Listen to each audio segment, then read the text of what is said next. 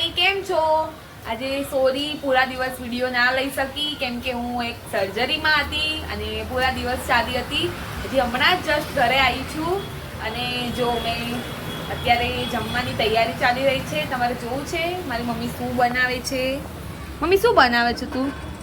ડંગેલા એટલે શેમાંથી બને? સોજી ને ચણાના લોટમાંથી. અચ્છા, આ ડંગેલા જોડે ગરમ ગરમ ચા પીવાની તો મજા જ કંઈક અલગ છે. અને જો અત્યારે બધા પોતપોતાની જોબ ઉપરથી ઘરે આવી ગયા છે. આ પપ્પા સામે બેઠા છે. જો આ ભાઈ છે એ અત્યારે મારી નાની બેન છે, એ પણ જોબ જાય છે, એને લઈને આવ્યો છે. ઓકે ગાઈસ, થોડીક વાર પછી મળીએ આપણે.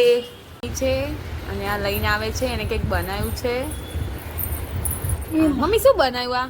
ડંગેલા વાવ, આ તો કેટલું મસ્ત દેખાય છે, એકદમ સ્પાઈસી.